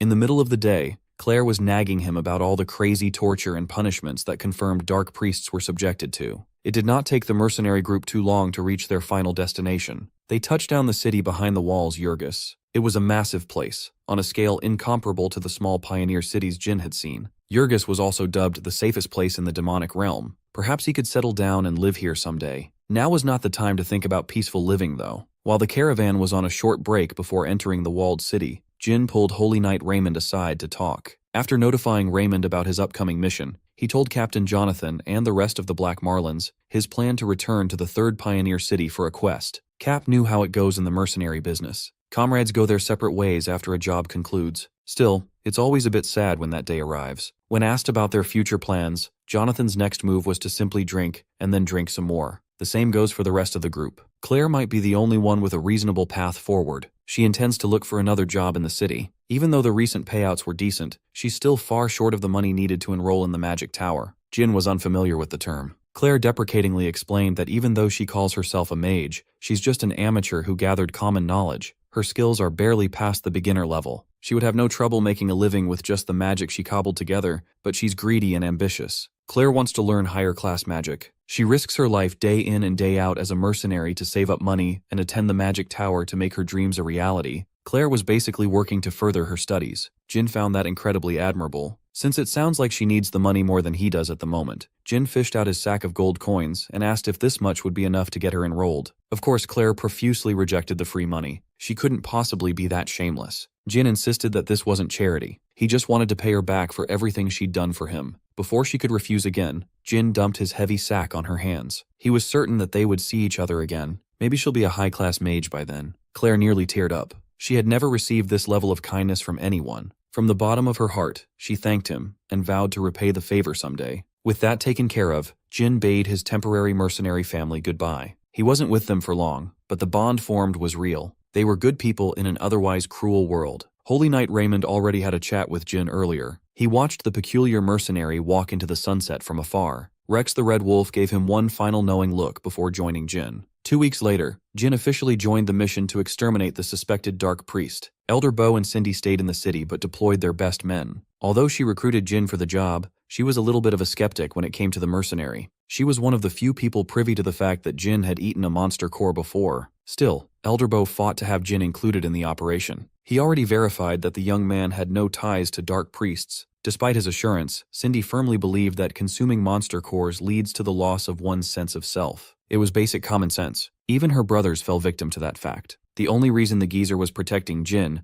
must be because of his hope that another person close to him still has some shred of humanity left. Elder Bo wasn't happy that Cindy was bringing up old wounds. He doesn't want to have that conversation with her at all. She apologized for the disrespect, but left the old man with a warning. Cindy agreed to keep Jin's secret for now, but if that man's sanity slipped, she promised to frame him as a dark priest and bring down the full force of her authority. Of course, the punishment will extend to the man who brought him into this operation in the first place. She could threaten Elder Bo all she wants. he is confident that Jin will pull through. That kid had already consumed untold amounts of monster cores, became unimaginably strong, and miraculously kept his mental world stable. Jin is living proof that humanity can be maintained despite the effects of monster cores, but the world is not yet ready to accept that possibility. Even so, Elder Bo firmly believes that the young man's power will bring great hope to this world, ushering in a new era. The first expeditionary force marched with dignity and discipline. They sang their little songs and touched spear tips on beat. It was a pretty spectacular display of synchronization. Their marching hymn was disrupted by the sound of solid rock breaking someone's skull. The special mercenary the higher-ups hired was literally bashing his head with a rock. After wounding himself and cracking his own forehead,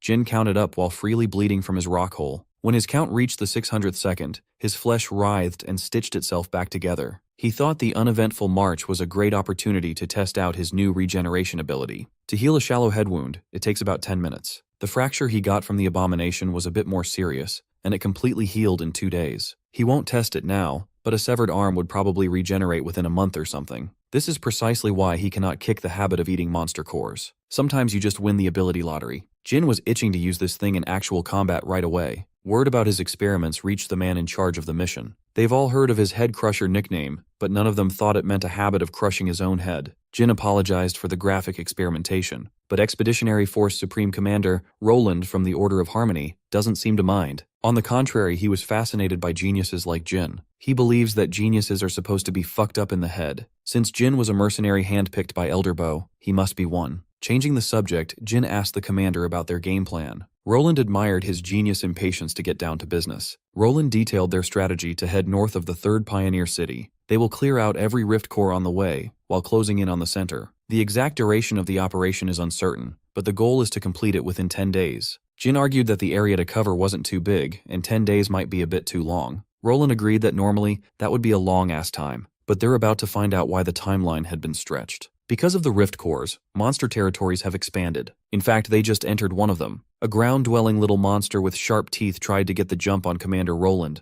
but was sliced in half before it could get close. The residents of the deeper demonic realm are invading human territory. They've grown audacious enough to pop out in the sun without fear. For the next 10 days, there will be non-stop bloodshed between humans and monsters. The beast that attacked the commander was just a warning shot. Soon, the whole expeditionary force was cornered by an underground ambush from all sides. The monsters screeched and attacked from below. The initial assault resulted in gnarly injuries to those who were unprepared. Jin got a good look at the beasts and identified them as leech rats. The leech rats he knew weren't able to dig underground, though. Supreme Commander Roland immediately demonstrated why he was assigned to lead this mission. He was unshakable, and his shot calling was clear. He kept an eye on everyone's position and warned Jin when he was targeted by multiple leech rats at once. Instead of fighting back, the supposed genius just stood in place and let dozens of rodents cover him with bites and scratches. They clung to him and tore through his flesh in every way possible. Commander Roland tried to back him up, but the numbers were too overwhelming. Once he was completely covered and obscured by leech rats, Jin executed his plan. Using a dagger and his teeth, he reversed the situation and bit into rat flesh like a rabid dog. The rat leeches thought they were surrounding him. All this time he was surrounding them. Jin hatched this insane plan just because he wanted to inherit some new abilities. The ability to dig underground doesn't sound too flashy, but he might as well fish for it. Instead of dangerous beasts, all he could see was a small hill of monster cores waiting to be devoured. Every bite was perfectly aimed at maximizing the number of cores he could take in. The chance of inheritance triggering is very low. Gaining a monster's skill wasn't always a guarantee, far from it. But this was the real secret to his survival in the demonic realm for 12 years. He died a lot, but that's beside the point. In just a few moments, he stuffed his face with about 40 rat leech cores, and he started to feel full. Unfortunately, his inheritance hit rate was abysmal today. Before he could gain the digging ability, a random soldier drove away the leech rats covering up his insane activity. Jin tried to tell the soldier to stay back and maintain formation. He can't secretly binge on rats with an audience. Unfortunately, these nosy soldiers didn't know how to mind their own business and yanked him out of the rat pile. His rescue was only possible because the Holy Choir had started their performance. Led by their violinist, Commander Roland himself, the Holy Choir buffed up the entire expedition force. Every perfect note sounded heavenly, and its effects were drastic. Every soldier felt like they were overflowing with power. Slaughtering the rats was a breeze. Jin also experienced the choir's effect. His stamina was restored, and his defense significantly increased. These holy songs were like crack in the form of sound. More importantly, he assumed Roland was a swordsman. Who would have thought that the commander was a support type? While he was performing a beautiful overture, the expedition force launched a potent counterattack. The rat massacre lasted until nightfall. Once the expedition force set up camp, the daily performance of everyone who participated was recorded. Each individual's results will reflect in their share of rewards. That night, curious conversations about Jin spread throughout camp. The guy smashed his head with a rock and charged right into a monster pile on his own volition. Now, some of the soldiers saw him digging in the dirt inside one of the tents. Jin was disappointed to find that he really missed out on the digging ability, despite the quantity of cores he devoured. Commander Roland saw him bent over in the dirt and asked if he was doing all right. Jin apologized for startling everyone earlier, but Roland didn't mind his weird behavior. He was focused on Jin's impressive results. When the young man jumped right into the horde, many thought he was dead for sure, but he proved himself with tangible results in the end. According to the official tally, Jin hunted 267 leech rats all by himself. The average soldier only took down 4 or 5. Even the holy knights included in the army capped out at around the 100 mark. Jin's numbers cemented his reputation as a true genius in the commander's eyes. Jin wasn't too pleased with his numbers though. If he had solely focused on hunting instead of secretly snacking, his kill count would have ballooned by a few hundred more. While Roland was in his tent, he asked if the commander was truly part of the support force. Roland assumed that he was about to get bullied for being a supporter. Jin wasn't going to do that though. He was just mistaken in thinking that Roland was the flashy fighter type.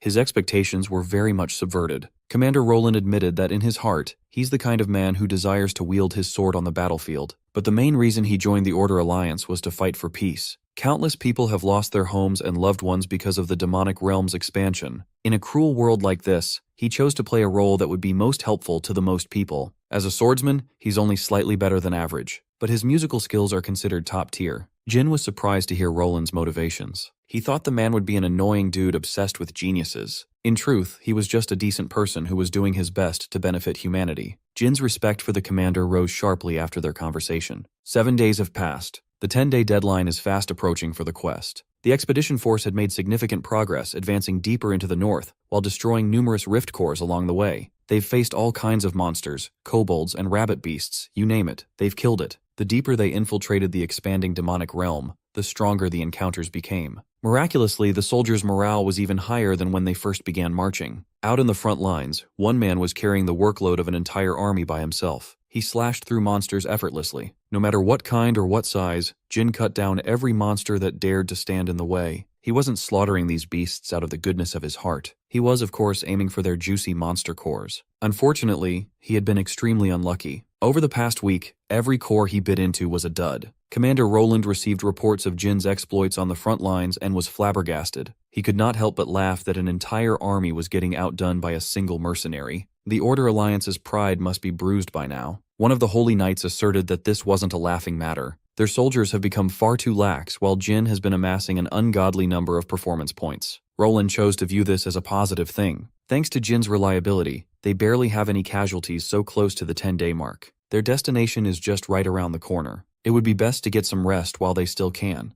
Deep in the demonic realm, a nightmare blunt rotation gathered for a very important meeting. The Dark Priest Summit is in session. A masked man was displeased by the progress the Order Alliance had made over the past few days. Well, they practically led the humans to their base by planting so many rift cores around. The witch nun who turned the Golden Bug siblings into an abomination insisted that their chosen youngest sibling had already placed countermeasures for this exact scenario. Surely he won't disappoint the rest of the group and prove himself competent. The one she called the youngest firmly believes that defenders always have the advantage over attackers. Those pesky humans reacted slightly earlier than expected, but nothing in his great plan of darkness had changed. On the following day, Commander Roland was presented with a venomous dilemma. In front of them was a dead end, a massive chasm decorated by an intricate weave of extra-durable spiderwebs. Lurking below the darkness were giant spiders the size of a small car. According to the priest, the demonic realm's corrupted energy is concentrated in the massive hole before them. In his many years of service, Commander Roland had never heard of such a place existing. It was quite bewildering to behold a giant chasm inhabited by monsters lurking in the dark. Sensing their presence, the critters made their move. Jin approached the commander with a tinge of doubt. It seemed a bit strange that evil forces would choose a chasm to hide. Normally, it would be more advantageous to fight from high ground. Roland assumed the depth was for the sake of avoiding exposure, but a tunnel would have worked far better for that. In Jin's opinion, this whole operation smells like a trap. Before they could explore that idea, everyone's attention turned to their flank. Something big had breached their lines. They were tossing and beating soldiers up left and right. They were besieged by a bunch of wild Bigfoots. In this world, Bigfoot is an enormous monster that grows 4 to 7 meters tall, boasting immense strength. The biggest Bigfoot leading the charge was draped with a venomous snake monster around his neck, a salmosa. The level of disruption this sadistic white-haired Bigfoot could deliver was immense. At one point, it literally lifted a section of the ground, knocking every soldier off their feet. It was a deliberate effort to toss the pesky humans down the chasm. As soon as the poor souls landed on the sticky web, it was as good as over, GG. They tried to break free of the web's sticky hold to no avail. Mere moments later, the architects of the web structures showed up.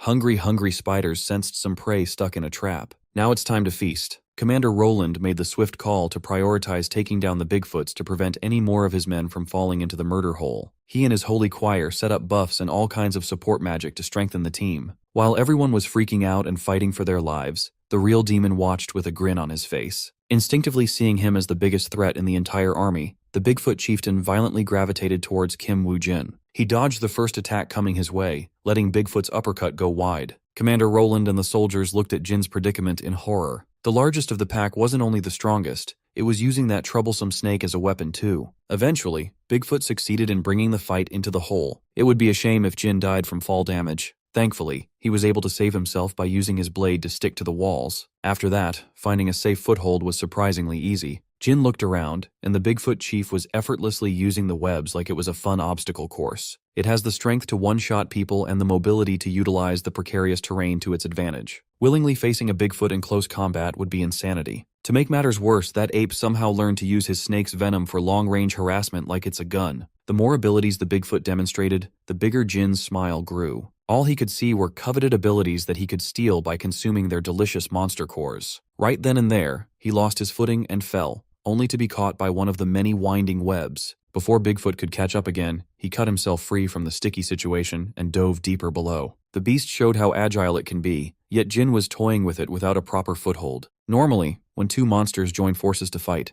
their strength doesn't just add up, it multiplies. But in Jin's eyes, those kinds of monsters share a common weakness. Just as it's tricky for the opponent to face two monsters at once, it's equally difficult for monsters to treat two separate bodies as one. He's got the Bigfoot chief right where he wanted that brute to be. When exposed to danger, a wild monster will eventually rely on pure instinct. That's when they become terribly predictable. Bigfoot tried to crush him with another missed fist, opening an opportunity to counter. Instead of going after the big bad ape, Jin beheaded the Salmosa snake first. The venom launcher didn't know what hit it. Seeing his comrade's head separated from its body, Bigfoot groaned in distress. It was pretty much over at that point. Jin just demonstrated how to effectively hunt two synergistic monsters at once. With its overall combat prowess diminished, the Bigfoot was slain handily, its head cut off to match the snake's bloody end. The Bigfoot chief's body made an explosive thud as it fell to the bottom of the chasm. After beating the Sekiro boss, Jin Aura farmed for a second even though no one was watching. Overall, it was a pretty decent fight for a gatekeeper. Suddenly, the snake's essence mysteriously wafted to his position. The peculiar essence was clearly emanating from the monster's exposed core. It was a strange feeling, but not odd enough to stress over. For Jin, the hunt always ends with the prey's monster core in his hand. Without hesitation, he munched on that snake ball like he did countless times before. Surprisingly, ingesting the whole core in just a few bites led to him bleeding from his orifices. Once that reaction subsided, he was granted one of Salmosa's abilities. Was the peculiar essence he felt connected to distinguishing which cores offer inheritance. He has devoured so many of them that it won't be strange to get all sorts of crazy abilities. The snake's inheritance alone would be a fine addition to his arsenal. Jin was very excited to take a look at what kind of ability he had gained, but he might have to test whatever it is in a real fight, real soon. A raging ball of fire lit up the bottom of the chasm as it traveled from one of the many caverns below. Jin saw the ball of flame heading straight for his ass and reacted accordingly. The one who cast the spell reveled at the sight of the beautiful explosion. The youngest member of the Dark Priests has shown himself. Assuming that Jin was vaporized by the blast, he laughed at Jin for acting so relaxed in enemy territory. His laugh quickly halted when he heard someone clicking his tongue in frustration. From the flames, a man emerged unharmed. His clothes were burned off, but his unnaturally durable, scaly skin remained untouched. Jin was rather upset about getting this new defensive ability instead of a venom launcher. He was more bothered by it than the flame that tried to burn him to a crisp. Once he finally paid attention to his surroundings, he noticed the loser responsible for burning his clothes. He quickly got over not getting the ability he wanted. The tough skin already saved his ass after all. It seems pretty useful. It is certainly an ability worth further investigation, but he would prefer not to test the armor against a direct hit again. Jin picked up his sword and physically cut through another flaming mass of mana. This time he set his sights on the loser trying to ruin his day. The fight isn't over yet. Witch Hat Crackhead couldn't believe that some random topless bum blocked his attack twice. He's heard about Jin before, The Dark Priests labeled him a crazy bastard who hangs around humans while openly gorging on monster cores. To match Jin's freak, he tapped into the power that made Dark Priests so powerful. He is going all out by unleashing the spider legs attached to his spine, Spider-Man style. Instead of spamming fireballs all day, he took on Jin in close combat. On paper, it was an unfair fight. It was one dude with a sword versus a man with 8 extra limbs made for killing. After the first exchange that forced Jin to back away, he re-evaluated his opponent. This was his first time encountering another person using a monster's inheritance freely. If this man were the same as him, then he might have gotten those deadly attachments by consuming a spider monster's core. Witch Hat has been waiting to face Jin since he heard about him. He's so thankful he could cry. Apparently, his abilities extended to controlling the spider monster population residing in the accursed hole. This certainly complicates things for Jin. The critters maintained a safe distance from their target, letting their long-range attack do the work. Some spiders can spit fire and some can spit poison gas. Combined, the fire and poison concoction was an attack he could not simply ignore. The firepower was intense, and its effects would be harshly lethal for any other fighter. Unable to contain the barrage any longer, Jin was consumed by the stink fire. The explosion it produced reached all the way up to the surface, alerting Commander Roland. Despite tanking a finishing move with nowhere to run, Jin survived through grit and excellent defense. Witch Hat Crackhead was fascinated by the fact that he survived. He's never met a human who could withstand his perfectly orchestrated direct hit before. At this point, it would be a stretch to call Jin human. His Salmosa armor was cracked in many places, but the flesh below only suffered minor burns. Admittedly, he was caught off guard by how potent the combination of poison gas and fire was. As expected, Dark Priests aren't to be underestimated.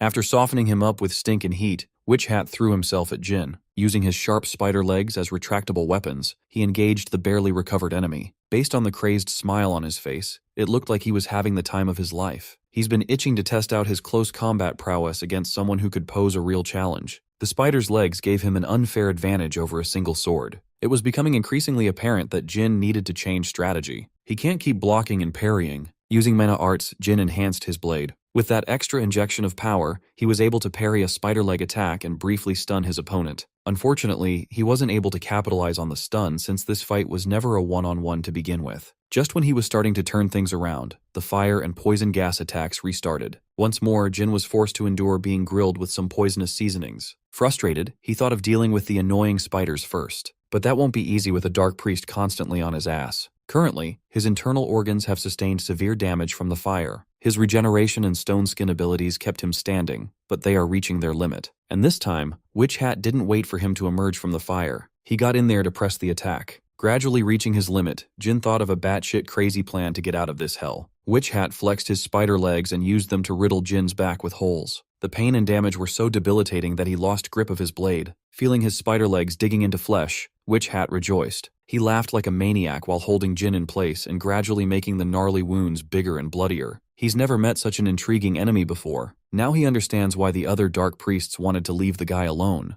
Despite his precarious position, Jin fought extremely well. He blocked unstoppable attacks and even used mana arts. He's definitely too valuable a talent to kill. It would be a waste to let him bleed out, so the Dark Priest graciously released his agonizing grip on Jin. Instead of fighting each other to the death, Witch Hat wanted to offer him a very special offer. All Jin has to do is join the Dark Priests, and his life will be spared. Hearing that while slowly bleeding to death made him scoff. Witch Hat insists his offer wasn't too bad. At the end of the day, he believes that people who inherited skills are special. Those ordinary humans with nothing special going for them are the ones trying to forbid the power of inheritance. They will try to kill anyone they suspect of being a Dark Priest. Witch Hat assured Jin that there will come a time when he won't be treated any differently than someone on the dark side. Up to this point, he's just lucky to be hanging out with the relatively chill Order Alliance. When the wrong people learn of his ability to use monster cores, they will no longer see him as human. So, Witch Hat is extending a hand to a fellow freak. Take it, and he can join forces with the same people in the same situation. Not only that, but he's also guaranteed to grow stronger and obtain greater power. Jin just silently listened to the freak yapping and recruitment attempt. He cursed under his breath. If there's one thing he hates, it would be clowns who love talking too much. His pure hatred for yappers awakened a demon eager to teach Spider Freak a lesson. If possible, Jin didn't really want to use one of his hidden cards. But given his current situation, he was left with no choice but to do so. His eyes turned crimson, kicking off a transformation. Malnourished Spider-Man felt something shift in the air as if some dreadful boss music just started playing. Jin remained seated, but the ominous aura emanating from his body made him unapproachable. Gradually, Spider Freak felt a real threat to his life encroaching. Jin shed his scaly stone skin for better armor. An unknown material spread across his entire body while the sinister aura intensified. Facing the dark priest who pushed him to get serious, Jin had one scathing question to ask. How could a wolf ever serve a dog? Spider Freak was tweaking. Who would have thought that the guy who's been eating monster cores religiously was hiding his power the whole time? In a panic, he turned to his children, the spiders, to turn Jin into ashes. Jin responded by bringing down the Hammer of God, heavenly punishment. Black streaks of concentrated mana crowded Spider Freak. While he was busy saving himself, the spiders posted up on the walls were systematically slaughtered one by one. The final black streak, stronger than the previous ones, crushed the Dark Priest by sheer force. He's now realizing how vast the power gap between them truly is. He doesn't even want to imagine what kind of monster core one must eat to get this kind of destructive power. It was as though fate itself was dancing in the palm of his hand. Spider Freak struggled and fought to break free from the crushing pressure. He succeeded after spending everything in his tank to liberate himself. Now, every cell in his body was screaming at him to get the fuck out, run and never turn back. Jin seemingly read his mind and, in the blink of an eye, disappeared and reappeared behind his prey. Spider Freak wanted so badly to run away, but Jin grabbed hold of his spider legs from the back. As if he were cracking a perfectly cooked crab dinner, Jin tore Spider Freak's legs one by one. With inhuman force, he made that loser feel every bit of pain with every single pull. The severed spider legs bled as the Dark Priest kneeled in defeat. His adrenaline kicked in, giving him just enough energy to try one more escape attempt. The arrogant loser trying to recruit Jin was gone. In his place was a pathetic bug who would say anything to be spared. He asserted that bros who eat monster cores should stick together in this cruel world. They could build something far more mutually beneficial if given the chance. But there's only one kind of help he could offer Jin. He could start bargaining for his life in exchange for information on other Dark Priests. Spider Freak snapped at him for being a hypocrite. They use the same power, yet he's working and siding with the humans who would abandon him the first chance they get. Jin didn't want to talk about his philosophy. He just wanted answers to his very simple request. Seeing that this incomprehensible entity would actually kill him if he didn't cooperate, Spider Freak showed willingness to snitch on his team. But it was too late. Jin deemed him far too much of a hassle to deal with. He already gave the loser one chance to save his ass, but he didn't take it in time. As a result, Jin overloaded his very being with vicious mana. Spider Freak's last words before he was deleted were a pathetic curse directed at his killer. Heavenly punishment lived up to its name. Jin erased that bug from existence without leaving a body. With the threat neutralized, he gradually deactivated the mysterious monster form. Before he could shed the gray scales completely, blood oozed out of his holes. He casually wiped the bloody leak from his nose, mouth, eyes, and ears. When the accumulated damage from the battle caught up to him, Jin's body shut down. He collapsed at the bottom of the chasm. The exhaustion was unreal. He lost a lot of blood. This is precisely why he wanted to avoid using that particular form if possible. He only used it for a moment, yet the toll it took on his body was debilitating. His eyelids were fried. He knew that once they closed, waking up would be an uncertainty. Thankfully, Commander Roland and some of his most trusted men reached the bottom of the chasm just in time for a rescue. Jin thanked his lucky stars for their timely arrival. It looks like everything worked out in the end.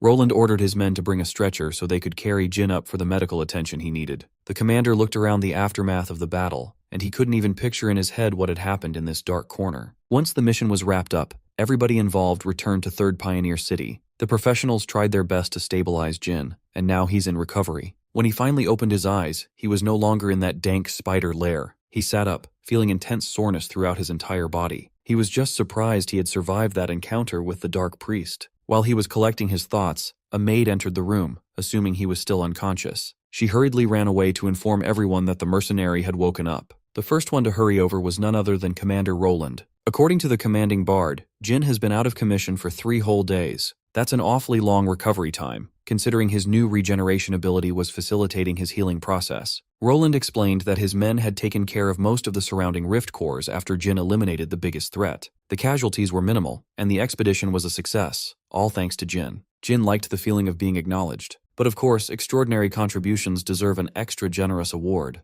Before they could discuss what kind of juicy compensation he's entitled to, another man entered the recovery room. He was wearing a priest's uniform, glasses that hid his eyes, and spoke with a firm dignity. Behind him were stoic guards. Mr. Glasses represents the Order Alliance, and he would like to take Jin's testimony regarding the expedition. The Alliance wanted to know what kind of opponent he faced and how he fought them, in as much detail as possible. When asked why, Glasses insisted that this inquisition is merely for the sake of record-keeping. Given how chaotic the battlefield was, the Alliance cannot simply assume that what happened was a fight between a human and a monster. Mr. Glasses wasn't even hiding his real intent. Jin is under suspicion. He was hoping for a happy ending, but that's just wishful thinking. For this one, Jin thought of a plausible lie to absolve himself from more troublesome business. Thankfully, Elder Bo arrived just in time to handle the Order Alliance himself. At first, the representative refused to budge. He wanted to get answers straight from Jin's mouth. As a result, Elder Bo leaked some of his intimidating aura and ordered them to get the fuck out. Glasses tripped over his words before retreating with his tail tucked between his legs. After driving out the extras, Jin and Elder Bo were the only ones left in the room. Jin thanked the old man for bailing him out. Ever since they first met, Elder Bo had always been very interested in Jin. Sensing a little bit of apprehension, the blind monk assured Jin that no matter what form he takes, he will have Elder Bo's trust. Jin wanted to play dumb until the geezer pulled out a monster core from his pocket. It wasn't just some random core either. It came directly from the body of the dark priest he killed. It was troublesome, but Elder Bo was able to secretly slip it away. He had a feeling its rightful owner might want it when he woke up.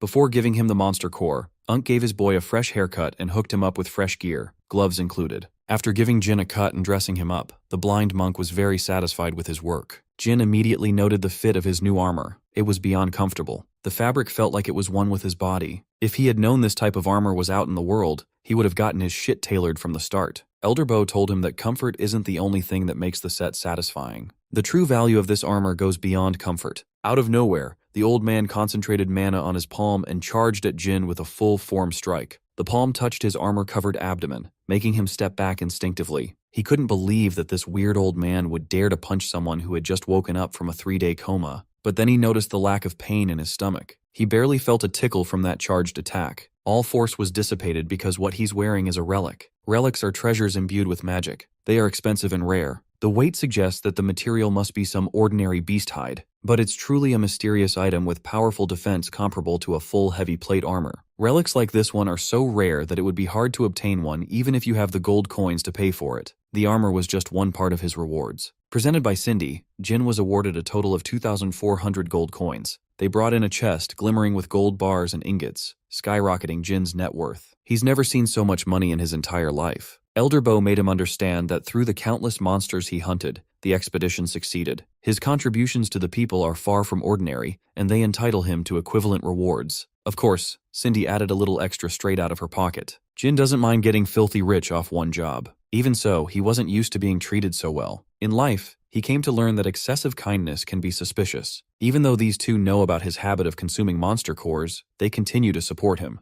Elder Bo laughed. Even when he treats the kid well, he still gets grief in return. 3 days after the expedition, the entire chasm was cordoned off, and guards were assigned to monitor the area around the clock. The night shift guards were feeling lazy and sleepy on the job. Not a good look at all. While they were arguing over whether something was moving in the bushes, it happened. A long metal chain wrapped around the guard's neck. It tightened and squeezed hard, suffocating the patrolman. He was yanked away with enough force to detach the head from the neck. An ambush ensued. A laughing maniac who loves the smell of blood under the moonlight cackled. The other patrolman tried to act tough and confront the intruder, but stumbled over his words, petrified. This time, the lunatic used the steel ball at the end of his chain to crush the poor patrolman's skull. With the watchdogs out of the way, the rest of his coven showed up. The dark priests have returned to their compromised hideout. Included in the group was the witch nun. She was lamenting the defeat of one of their own by such incompetent fools. Their youngest, Enoch, was supposed to win, but it turned out that he's complete trash. Witch nun won't waste tears on weaklings. The lunatic who cleared out the guards estimated that they were stronger than low-level knights at least. The masked priest couldn't give less of a damn about Enoch. He somewhat expected that spider bastard to lose anyway. Despite the setback, they're still within the plan's range. Tonight, they returned to their former hideout to get the agenda moving. With a touch of his hand, the masked priest triggered some sort of formation from an inconspicuous cliff face. Ancient runes appeared before them, winding and twisting. Once the formation was complete, it revealed an esoteric symbol, incomprehensible and divine. The cliff face slowly opened, exposing a hidden entrance hiding in plain sight. Tonight's meeting will kickstart the plan to eradicate every filthy human in existence. Behind the hidden entrance, horrors beyond human comprehension reside. An endless supply of human test subjects was strapped to stone altars, ready to be used as guinea pigs. Back in 3rd Pioneer City, Elder Bo was still hanging out with Jin at midnight. Cindy was there too, just sipping on her tea. Elder Bo knows he's in no position to reprimand Jin. All he can do is ask for a favor instead. He pleaded with Jin to use his formidable power for the sake of humanity at all costs. Jin thought that if anyone found out about his secret eating habits, he would be hunted and tortured. But he was wrong. Elder Bo was different. The geezer sees his power to help humanity instead of the opposite. Jin was worried then, but he can only be thankful now. For now, only the people in the room know about Jin's monster core diet. Cindy thought it best to keep it that way, since others would not react the same way she and the blind monk did. As for how exactly he can use his power to help, Elder Bo responded by putting the Dark Priest monster core on the table. From what he knows, consuming a monster core can unlock the memories of its owner. Of course, the probability of that happening is very low. But if a monster core belonged to someone who was originally human, the probability increases drastically. That's precisely why Jin was able to peek into the memories of the Golden Bug's sons. Basically, Elder Bo wants him to consume the core and find any relevant information about the Dark Priests and their little cabal. With everyone in agreement, they proceeded. Jin grabbed the monster core and felt the weight behind it. Not only did he find people he can talk to comfortably, but he also gets a chance to eat a monster core he thought he missed out on. Partly for the greater good and partly for his own sake, Jin opened his mouth wide. The first bite is always juicy. Blood, bile, and many other bodily fluids explode in his mouth. Instantly, he was transported to Spider Freak's old memories. He was a wretched man who so desperately wanted to be chosen instead of living the shitty life of a failure. He begged the witch for true, overwhelming power at any cost. To prove his resolve, the witch tempted him to drink from her totally normal vial. Jin was yanked back to reality after that short vision. When he opened his eyes, Elder Bo and Cindy were waiting for him to come back. Thanks to the fragmented memories he sifted through, he learned the Dark Priest's next plan.